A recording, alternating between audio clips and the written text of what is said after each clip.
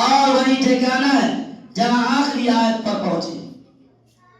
یاد رکھو یہ قرآن دنیا کی سب سے بڑی نعمت ہے۔ یہ زمین و آسمان، چاند، سورج، ستارے کوئی اس نعمت کا مقابلہ نہیں کر سکتے۔ اور کیوں نہ ہو، جبکہ اس کا اتارنے والا امین، جس کے ذریعہ اتارا گیا وہ بھی امین، جس ذات پر نازل ہوا وہ بھی امین، جس مقام پر نازل ہوا وہ بھی امین، جس مہینے میں نازل ہوا وہ بھی امین، جس مہینے میں نازل ہوا وہ تمام مہینوں سے افضل اور برتر ہے۔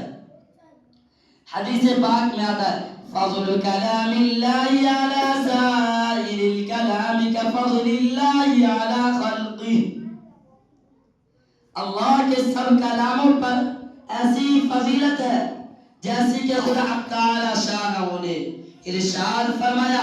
اللہ کا دلارا اور خدا کا پیارا نبی ارشاد فرماتا ہے کہ جس نے قرآن پڑھا اور اس پر عمل کیا اس کے والدین کو کل قیامت کے دن سورج سے بھی زیادہ روشن تاج پہنایا جائے گا۔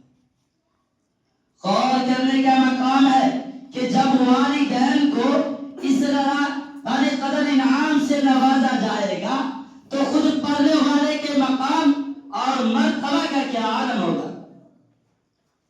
حضرات، قیامت کا میدان ہوگا، 10 ایسے آدمی جس کے لیے جہنم واجب ہو چکی ہوگی۔ حافظ قرآن اپنی رب کی بارگاہ میں سفارش کرے گا، یا مولا کریم اس حافظ قرآن کی برکت سے اس کو جنت عطا فرما۔ مسلمانوں سمجھو اور ہوشیار ہو جاؤ، قرآن پاک سے وابستہ ہو جاؤ، قرآن پاک سے وابستہ ہو جاؤ اور اپنے خود بھی قرآن کریم کی تلاوت کرے اور اپنے بچے اور بچیوں کو بھی قرآن کریم کی پڑھانا سکھائے۔ میرے محترم بزرگوں اور دوستوں، آج ہم اور آپ 2-4 پیسے کے لالچ میں دنیاوی اخروی نعمت کو چھوڑ کر دنیاوی ڈگریوں کے حاصل کرنے میں اور لگ جائیں گے اور قرآن کریم کی تلاوت نہیں کرائیں گے تو کل قیامت کے دن ہم سے اس کا سوال پوچھا جائے گا۔ اسی چند بات پر میں اپنی تقریر کو ختم کرتا ہوں۔